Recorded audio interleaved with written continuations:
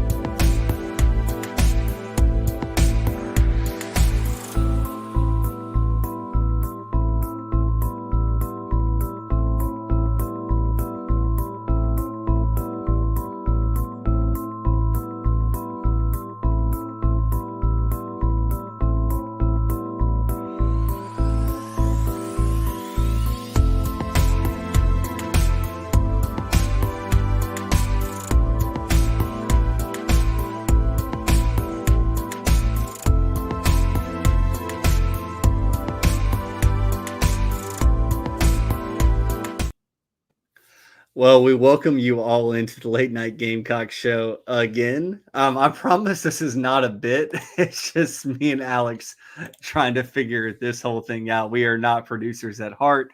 We are Gamecock enthusiasts that like to talk about the Gamecocks with all of you. So thank you so much for being a part of the show tonight. And you guys know me so well. Like, I am definitely laughing because it has been a fun introduction. But Alex, how did you spend your bye week? Usually, I know you like to take a little bit of a break. The grind is immense, but tell me how you spent your bye week, and I'll tell you how I spent mine. Yeah, it felt weird not having any press conferences or anything like that to go to during the week. We did have basketball media day on Monday, so that helped fill some content there for the rest of the week. And then Saturday, I did nothing but watch football all day. Started with College Game Day and SEC Nation, and then rolled into those noon games. I think it was Ole Miss Oklahoma was one I really had my eye on, and then that at late afternoon slate, you had the Vandy Texas game, and then I can't remember what that other one is, but then just rolled into that LSU Texas A&M game, which I know that we'll get into here moving forward. Yeah, so for me, it was actually really nice because Saturday was my birthday. I'm officially 36 years old, even though I feel like I'm still 21 years old. But we had a good day. My only rule for the day was that my wife had to drive me everywhere so I could watch games on my phone. But we had a good time. We took the little guy to some trunk or treats around town and little fall festivals and the farmers market and whatnot. But so I tried to watch everything I could on my phone as we were kind of going through Timbuktu in South Carolina. The first game I kind of want to talk about is that Ole Miss game. It looked like Ole Miss might be in trouble early against Oklahoma, but at the end of the day, Ole Miss found a way. I did think it was kind of the audacity of the Ole Miss fans to start booing when players fell down during the game, faking injuries, was something that I was not prepared for.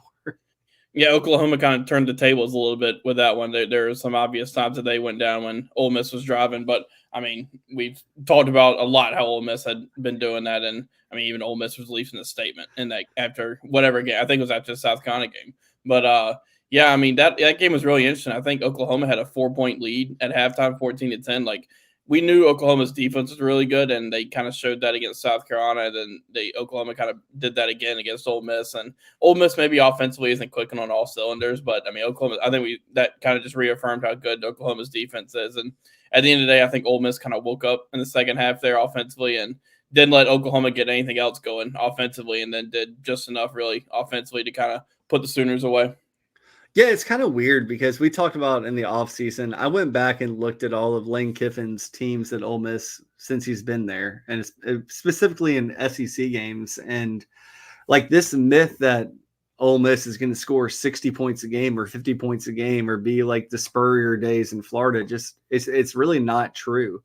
And I thought that Brett Venables had a good game plan. Obviously, he's probably feeling like he's scrambling at this point after just firing his offensive coordinator. But the next game that I thought was interesting, they were kind of on at the same time, but the Texas and Vanderbilt game and the Missouri-Alabama game. We'll start with Missouri-Alabama, Alex, just because South Carolina still has Missouri on the schedule. Look, Alabama was a big favorite in that game, and they looked like they should have been. I said it on the show last year, and I'll say it again. I don't know if Missouri's time in the sun is going to last much longer, and especially when you think about the A&M game for Missouri and then the Alabama game. I think the Gamecocks are potentially going to catch them in a couple of weeks at a good time. Yeah, I think it all depends on Brady Cook's health, and I don't know if we've really gotten an update this week, but I mean, you saw Drew Pine go in there, and it wasn't good. Like they couldn't get anything going offensively, and I think it all just kind of depends on the long-term health of Brady Cook. And I know a whole bunch of South Carolina fans had their eyes on that and are going to keep up with that just because of 2 weeks here. South Carolina's going to be taking on Missouri, so I think Missouri, defensively still lost a lot off of that really good defense last year, and I think there's still just a lot of questions defensively, and so I'm kind of interested. Going to be keeping up with Missouri here moving forward because I think it's. Offensively, they got a lot of weapons on the perimeter. You think of Luther Burton, who's one of the top receivers in the country. But, I think it all really comes down to, the health of Brady Cook. Yeah, and it's interesting not only for the Gamecocks, the fact that sorry, JC's texting me something obscene, but I'll fill you in a second, Alex, during the break. But sorry. Anyway, yeah, we're talking about these games because it still impacts the Gamecocks over the course of the season. With Missouri, Brady Cook is everything for that team. I think I saw some rumors on the Missouri 24/7 site that Luther Burden may be considering sitting out the rest of the year. I hope that does not happen, because I don't think it's a good look for college football, for the best players in the sport to be sitting out this early to prepare. But anyway, sorry, Driftwood, I can't share that one. Maybe check JC's social media; it's probably out there. But no. So like when you think about that game, South Carolina obviously fared a lot better than Missouri did against Alabama at Alabama, and then you look at that Texas Vanderbilt game, and I thought Texas was going to blow Vanderbilt out. It did not happen. Vanderbilt is a tough, pesky team. It's kind of weird that they're underdogs against Auburn this week, but we'll get to all of that in best bets. Do you think you learned anything from Missouri or Vanderbilt this past week, to kind of say what the Gamecocks could be thinking about going forward? Yeah, I mean, I think I kind of touched on it with Missouri. It's just what's the health of their team, and specifically at quarterback. And because it's one thing with, and you say that about any team, but I think you really saw that with Missouri, the kind of drop off they had from starter to backup quarterback. And with Vandy, they had kind of that late touchdown to make that game a little bit closer, but I thought they held up well against Texas. I kind of thought the same thing as you. I thought Texas may run away with that one, but Vandy got some timely turnovers, and I mean they're really good this year. And I think you could arguably make a case that they should have stayed in the top 25. I think they're right at 25 last week, so I think you could have made a case that they could have stayed in there. So I think that Vandy game is going to be a whole lot bigger test than you thought early in the season, and they continue to, I think, improve, and they're going to be a tough out. Yeah, so you think about it, the Gamecocks are 4-3, coming off a bye week. A big game against Texas A&M we're going to talk about here in a little bit, but then after that, you definitely have Missouri, you have Vanderbilt, Missouri at home, Vanderbilt on the road, then you have Wofford, and then you have Clemson to finish this thing off. You look to the future a little bit, but you can't look too far because you have a top 10 team coming into your place this upcoming weekend. Alex, how do you think that the Gamecocks use their bye week? And, do we think there are going to be any changes? Do we think that it sets up better that this going around than it did against Ole Miss after that last bye week? Yeah, I think with this bye week, one, just to get healthy, and I think Shane Beamer mentioned today that they Jared Brown feel good about Jared Brown coming back, and I think that's going to be key for them to if that comes to fruition for him to kind of help them out on the perimeter. And I think we mentioned this I think last week on the show, it would be big for Lenoris to go through a bye week healthy, just because in that Ole Miss game he was still working to get back, or before that Ole Miss game, that bye week he was working to get back 100%, and now having a bye week where we've seen the progress that he's made in the games before the bye week, and now heading into this week, I think he had a chance to probably reset a little bit and just work to build on the positives that we've seen so far. Yeah, I think that what you said is exactly right. Like, Lenoris was so banged up, and the opportunity for him to spend a bye week to look back on everything, get reps in practice. I think the healthy stuff with Rocket Sanders definitely is something that's important. But I think that the bigger thing is, what are the Gamecocks doing to make sure that they come out the gate strong against Texas A&M? On our site, the Big Spur, Tony Morrell has reported that he doesn't anticipate a lot of changes happening in the offensive scheme, maybe not even on the offensive line. I think that's something that is very difficult for a lot of Gamecock fans to stomach. Alex, we're not coaches. We don't know what the right solution is, but if there's ever a time to change things up, and you can only change things up like by percentage points, it's not, you can, regroup and change the entire offense in a week and a half, 2 weeks. But do you anticipate any changes on the offensive line? Do you anticipate a quicker hook if players are struggling on the offensive line? And I'll kind of let you take it away. Yeah, I think the question everybody's going to have is, do they make any changes on the offensive line? I think you could have made a case heading into that Oklahoma game that Jatavius Shivers could have earned the start at right tackle, and I kind of thought he would, honestly, at Oklahoma, but they ended up going with Casey Henry. He said he had a better week of practice there, and maybe they change that, and maybe they just to change up offense or on the line, just because they've had so much struggles. And I think South Carolina is next to last or last in the country right now in sacks allowed. So maybe they change up our front. Do they add in a Trovon Ball at one of the guard spots? So I don't know, and I think that's something that we won't know until pregame, really, when we get to see who's in that starting offensive line. So I think that's probably offensively one of the bigger questions you have is from a change perspective is do they maybe change some things up on the up front. Hey, do we know how O'Donnell Fortune's looking right now? Does he look to be good to go for this game against Texas A&M, Alex?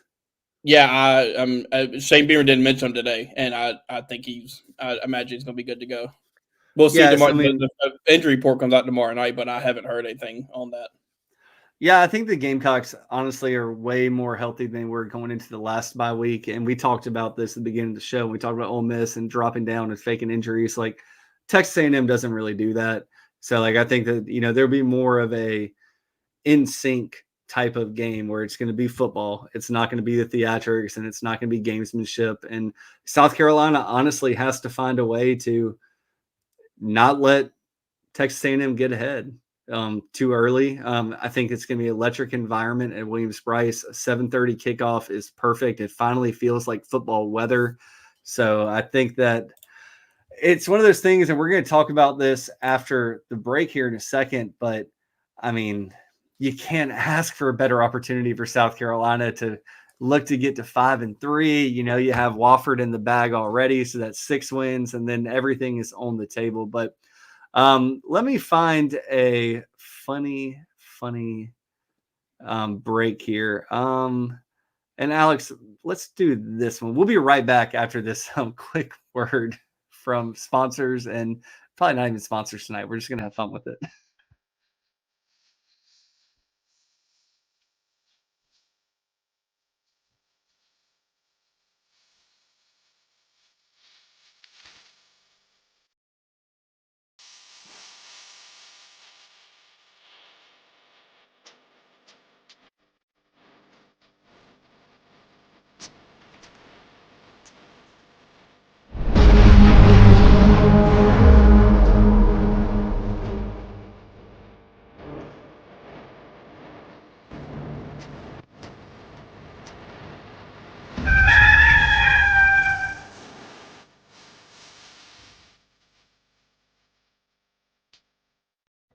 So I hope that got you all in the mood for Halloween. Halloween's coming up pretty soon. It's funny. I had to play that last one because my wife and I were Ghostbusters this past weekend, and my son was a little ghost. My wife made a pretty cool outfit for him. But Halloween, and once Halloween ends, we know it is the month of November. I think that it will be November, Alex, when this game is played, and we know Shane Beamer's record in November. It's been pretty good for the Gamecocks. I have to think that there's something that the Gamecocks will change going into this game. And maybe, like to your point, it is health. With Jared Brown getting back, hopefully they've had opportunities to rep it out in practice because Lenore Sellers and Jared Brown really haven't played together since the preseason between both of their injuries. But looking at this game, Alex, I kind of want to get into the nuts and bolts of it. LSU is 4-0 in their last 4 SEC games, winning by an average score of 33.5 to 18.5. When you look at what Texas A&M is doing passing, it's kind of a mixed bag because there's been 2 different quarterbacks, but they are averaging 8.8 yards per pass attempt, rushing the ball. I was actually a little surprised by this, but they have 751 yards rushing over their last 4 games, good for 4.7 yards per carry. That's 6.2 yards per play. I don't know if the Gamecocks want this game to get into the 30s. I think this is the best defense looking at LSU, Mississippi State, Missouri, and Arkansas that A&M has played so far. I think one of the bigger X factors in this game, Alex, is Marcel Reed, the redshirt freshman quarterback that everyone's calling the next Lamar Jackson. Look, he very well might be. He played in a couple games last season, passing 66 completions versus 117 attempts, good for a 56.4% pass completion rate. But he does average 5.1 yards per rush. And I believe that per offensive play he has been in his time at Texas A&M, he either has a rushing touchdown or a passing touchdown on 7.3% of his plays. So if he is the starter, Alex, what does that look like and how does that change things for the Gamecocks? I mean, I think I don't know if you feel the same way, but I think he is going to be the starter. Like I don't know how they kind of flip back after what he did to end that game. And when you look at how he performed against Texas A&M, and not to take anything away from him because Marcel Reed's really good and really dynamic, but it kind of looked like LSU's defense was really just worn out late in that game, and it didn't seem like they really adjusted well when they made the quarterback change. And I think from a South Carolina standpoint, you're going to have to be able to contain Marcel Reed. And I think one thing that can help with that is the speed, this defense has on really all three levels. And, I think the defensive game plan needs to be first stop the run because we know how good, they are at running the ball. Le'Veon Moss is a really good running back. He's a guy who, if they get the run game going, they can just kind of lean on you and just wear you down. So key is I think they got to make Texas A&M beat them through the air. Yeah. Sorry, Alex, I just saw your text, but during the break. Yeah, I think that Marcel Reed is an X factor. I don't know if either quarterback gives them a better chance against South Carolina, to be honest. I think South Carolina has to prepare for both of them. Yeah. I think that the other guy, the Wigman kid, might be he might be a sitting duck against this defense. I'll just put it bluntly. I think that, Marcel Reed, while he might not be the passer that Wigman is, like at the end of the day, like it might be their best option. We have seen rushing quarterbacks do well against South Carolina in past years. But a 56.4% completion percentage isn't going to get the job done against this Gamecock defense at home. So I really do think it will be an X factor. Looking at that game against LSU, there was definitely a third quarter RPO where I felt like Reed held that ball to the last millisecond he could have, that could have led to a turnover inside the 5 for Texas A&M. Good on him. It didn't work out that way, but it is one of those things where I just wonder what this type of defense can do to a redshirt freshman. I just feel like South Carolina has a humongous opportunity this weekend. I don't think that any head coach in the entire country wants to face this South Carolina defense with a redshirt freshman or a true freshman quarterback. We saw what happened in the Oklahoma game. If you can force him to put the ball in the air, I think it could be an opportunity for South Carolina to find a lot of potential turnovers. And I think running the ball, South Carolina's forced how many? Yeah, is that they've forced 15 fumbles so far this season. So for everything that the Gamecock fans want to say about South Carolina putting the ball on the ground, they're causing the opponent to do it as well. This is one of those games where I feel like every Gamecock fan out there is collectively holding their breath. They're just waiting for the other shoe to drop. But I don't think that this Texas A&M team is the team that is top 10 start to finish throughout the season, and a team that is too difficult for the Gamecocks to have a chance to win this game. You look at the A&M defense, or let's look at the offensive line. LSU had 11 sacks last week.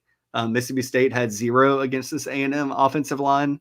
Missouri had 1 and Arkansas had 3. So, you go through 3 games and you only give up 4 sacks, but you give up 11 versus LSU.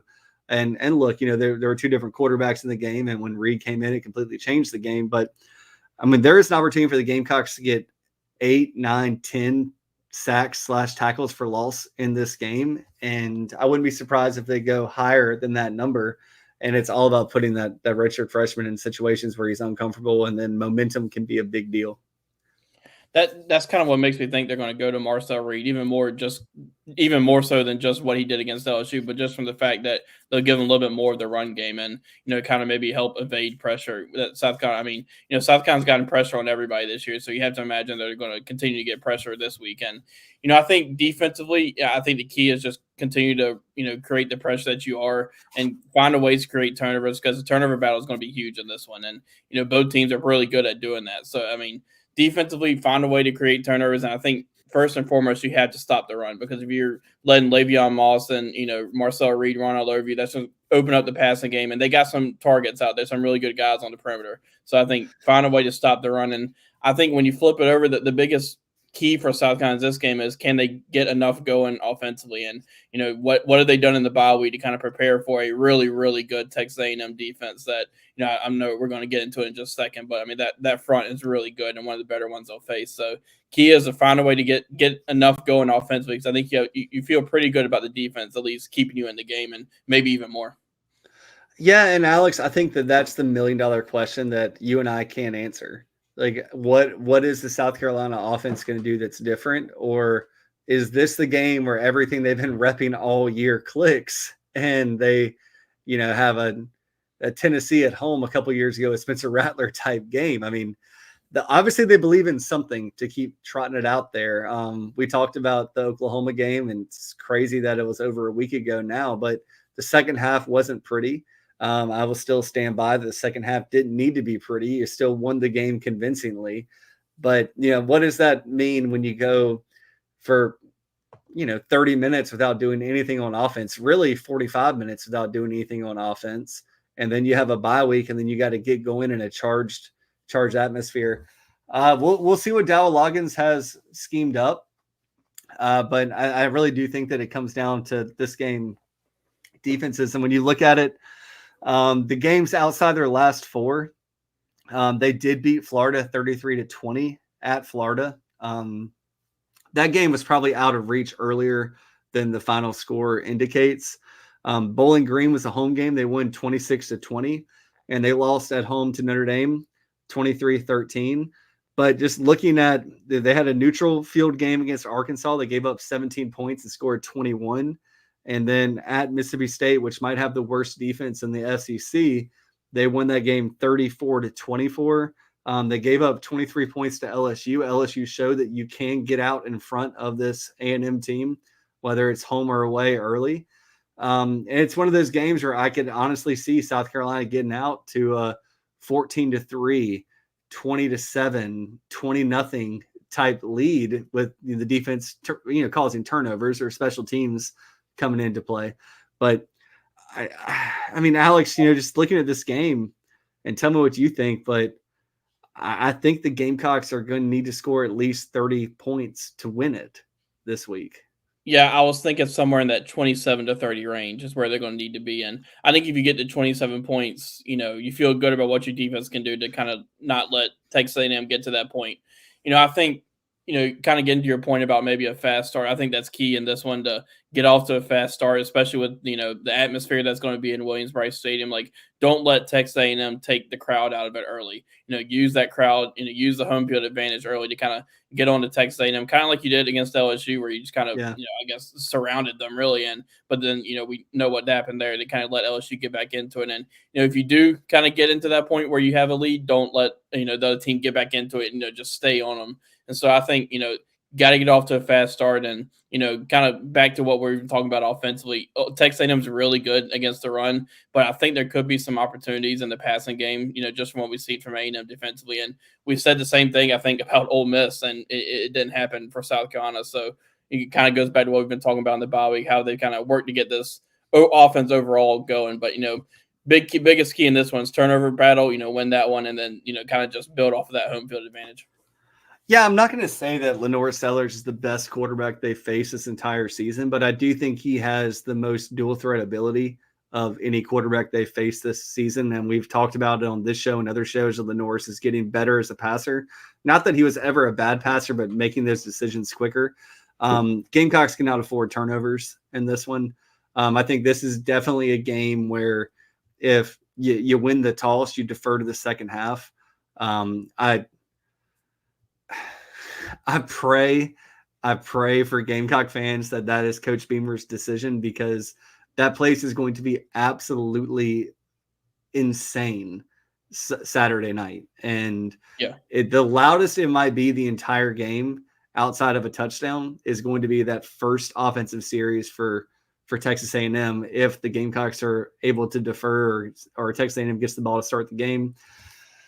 Yeah, I mean, I think that everything's in front of the Gamecocks here. I mean, last time I looked, it was a 2.5-point spread. Texas A&M was favored.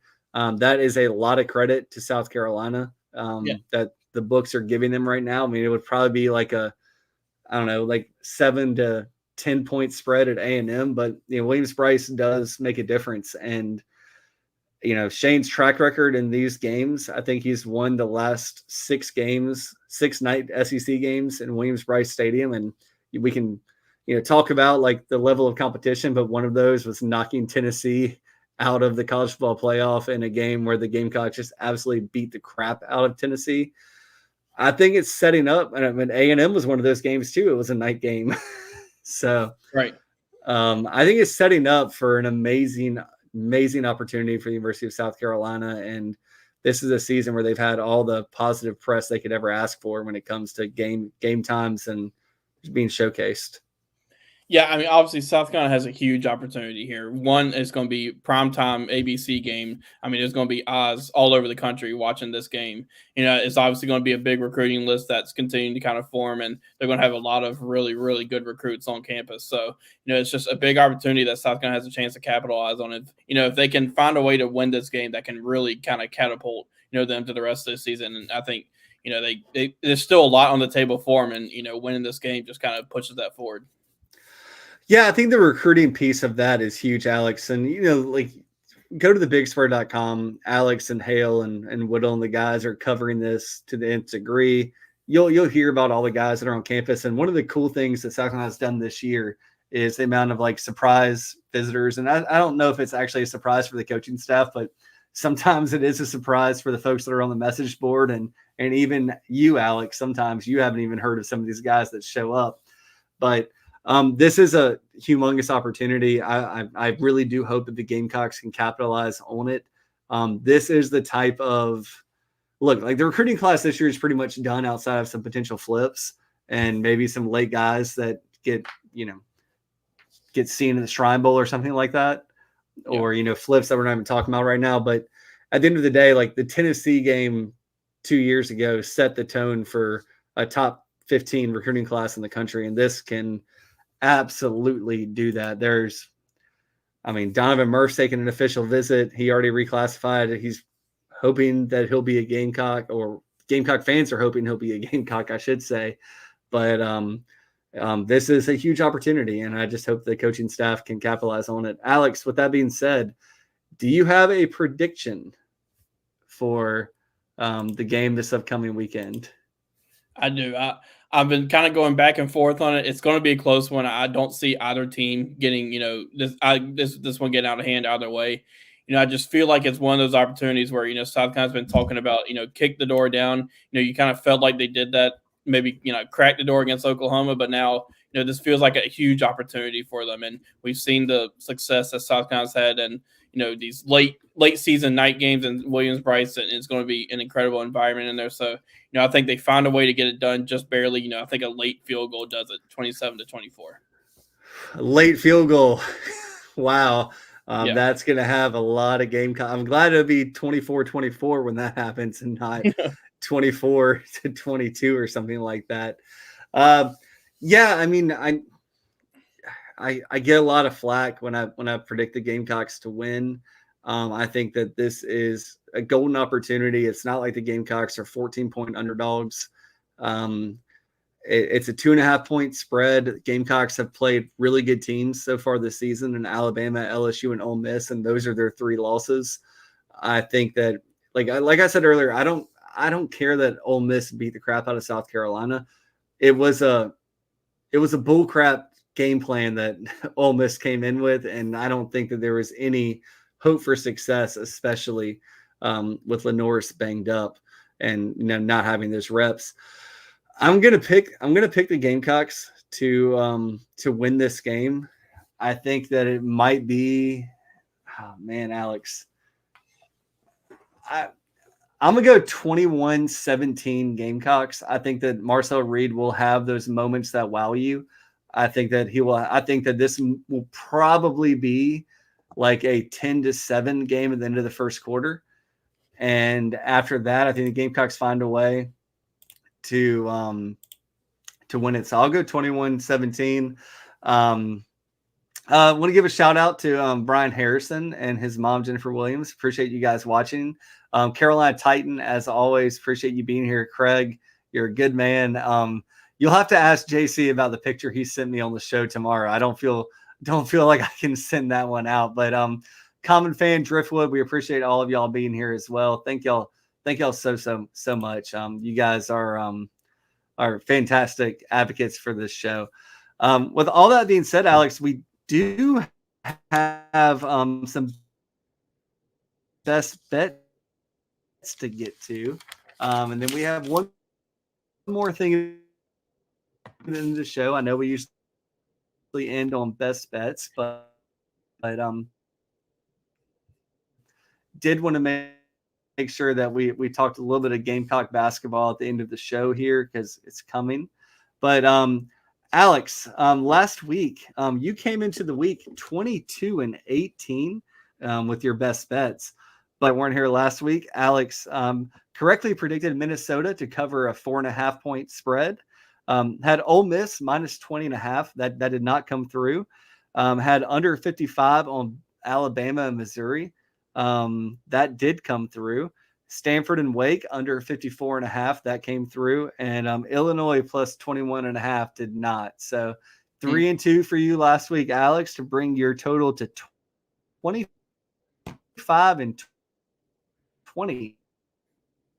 on the season. Last week I came into the week 22-17-1. I've had one push so far this year. I did take Oklahoma plus 20.5 points. So I won that one. I took Texas minus 18.5. I thought after the first half that did not come to fruition. It was under that point spread somehow, some way. And then I took Navy plus 12.5 against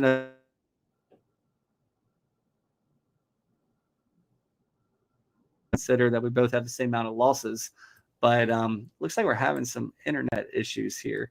But Alex, are you with me? Can you hear me? Yeah. Can you hear me? Yeah, I got you. So we'll have to do this pretty quick. I know the internet's going in and out, but so what is your first best bet of the week? And let me go ahead and write this one down.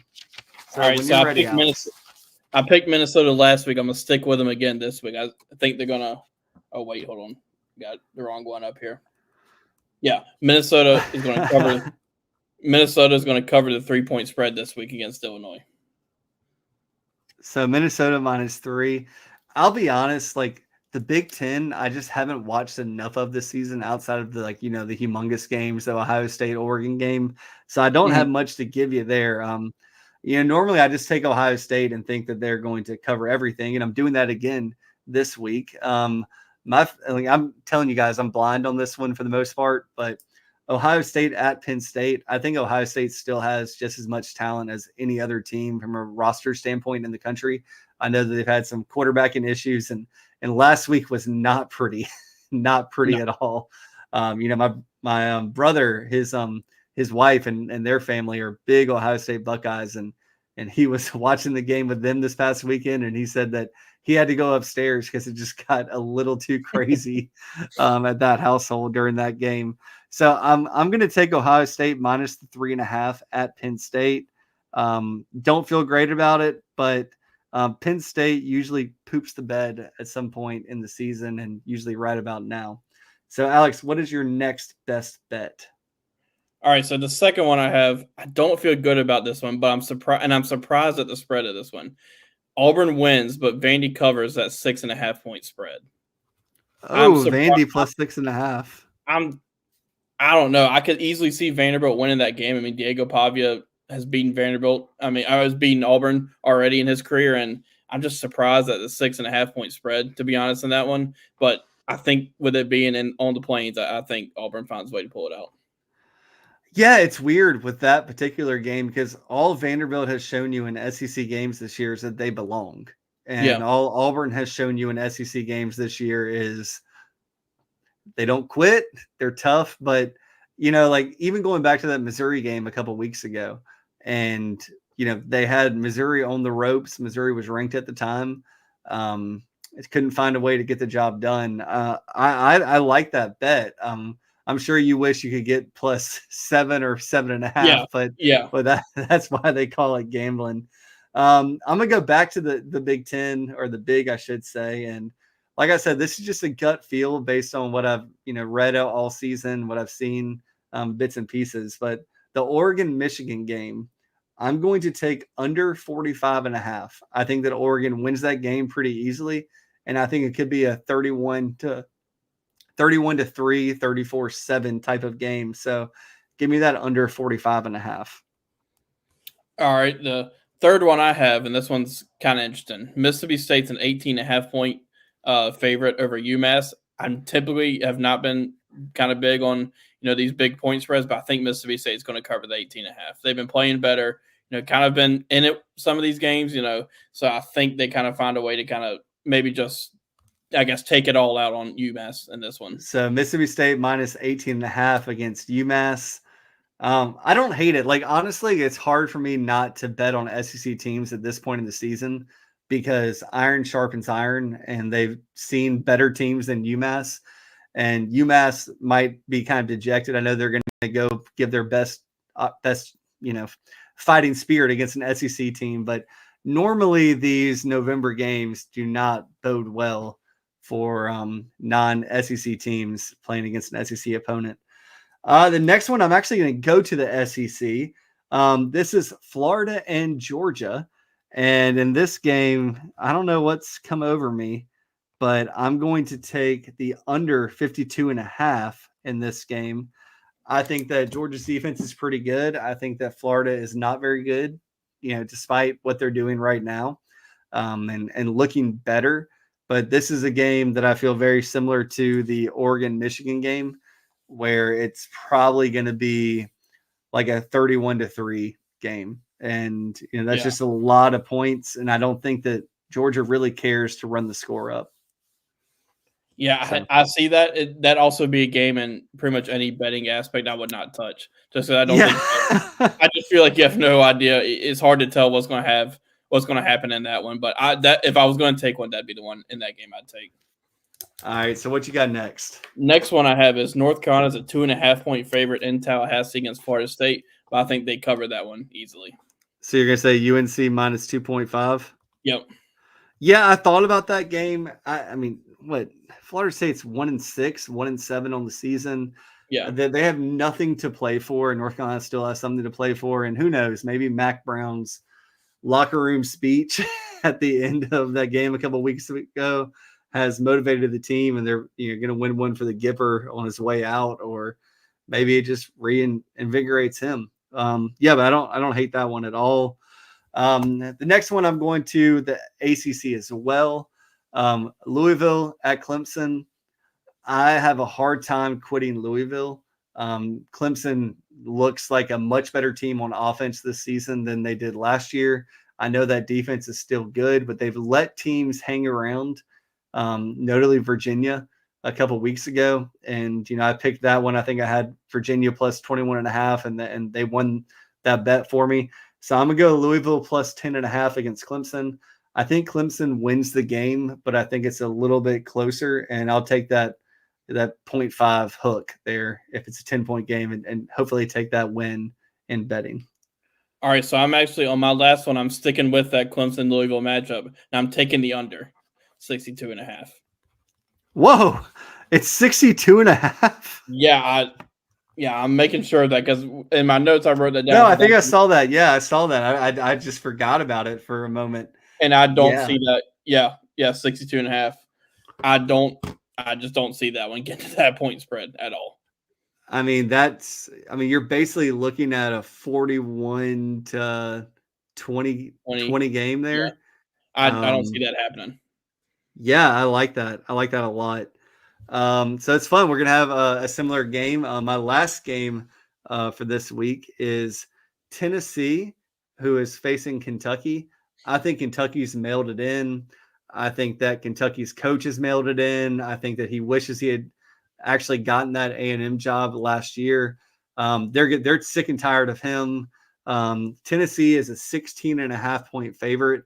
I think it's a good number if you want to bet on Tennessee because you get that 17 and you get a cover there. So I'm going to take Tennessee minus 16.5 against Kentucky. So those are our best bets. Just a reminder, going into this week, Alex is 25-20. I am 24-20-1. So if you had bet with us, you might be just like a penny profitable with all of the juice that's in all of these bets. But it's been really, really fun for us. So had fun with these best bets. Alex, before we get out of here, I kind of want to let you steer us here, but Gamecocks have an exhibition game against, I think, Worcester University or Worcester College. College of Worcester. The College of Worcester. I was very, very close. That is Lamont Paris's alma mater, and the head coach at Worcester is actually one of his college teammates. And Lamont was on Inside the Gamecocks on Friday. I had the pleasure of being on the show on Friday and talking to Lamont. And, he's hoping that these players from Worcester get a big-time atmosphere, a big-time learning moment, and just to see what it takes to be at the Power 5 level, the SEC level.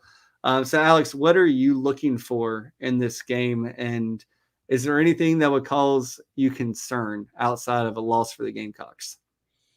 Yeah, it's just going to be good to see these guys go up. First time we get to see them really on the floor in a competitive environment, before season officially tips off next Monday against North Florida. So, a few things I'm kind of looking for is, I think one thing offensively is just the perimeter shooting and how that comes about. I think that's one of the questions for this season. Just who kind of steps up in those perimeter shooting spots. And, I think specifically one player that I'm interested in watching is Jamari Thomas. I think he could be an X factor for this team. And I think he can be one player that's, really fun to watch, kind of like Talon Cooper was. Talon Cooper, really controlled the offense and ran it really well. And I think Jamari Thomas can do a lot of that and be more of a guy who's even more explosive and can attack the rim. And so he's one player that I'm really interested to watch tomorrow, or really along with the rest of them, to kind of get an idea of what this team's going to be about. Yeah, I think Jamari Thomas is the easy answer there because at point guard, you know what Jacoby Wright is, and Gamecock fans are looking for a replacement for Talon Cooper. I don't think that Jamari Thomas is a one-to-one replacement for the skill set, but I do think that he might be a better offensive player putting the ball in the bucket than Talon was, and I think a better shooter for sure and a better attacker for sure. Arden Conyers, I've heard so much hype about him. I want to see him get into the game. I'm going to be focusing on his defense. Lamont Paris said on Friday that Arden Conyers actually had NBA guys that were asking about him. So, or at least one NBA guy, I should say. So I want to see how he plays defensively because Lamont was pretty frank about that he can definitely score, but everyone on the team has to defend. I want to see a lot of guys getting minutes because Lamont said he'd like to find a way to get 8 to 10 guys 10 minutes a game, but you have to earn those minutes. Cam Scott, you want to see him. You want to see what his role is in the offense. You want to see him as potentially a facilitator. I think he has that in his bag of tricks. So, yeah, I think all in all, it should be a fun night for the Gamecocks. I don't think that you're going to see a situation where Lamont tries to embarrass his alma mater and win by 50 or 40 or 30. But I think that it's going to be a good opportunity for both teams. And unfortunately, I will not be at that game, but Alex Jones will be at the game. So make sure that you are you're staying locked into the Big Spur, and we'll definitely talk about what we saw Tuesday night, a week from tonight, and we'll be prepping you for basketball, which will be here just before you know it. You've already seen all these secret scrimmages and exhibitions that are happening around the country. I'll be honest, what Duke did to Arizona State, they might be the best team in the country.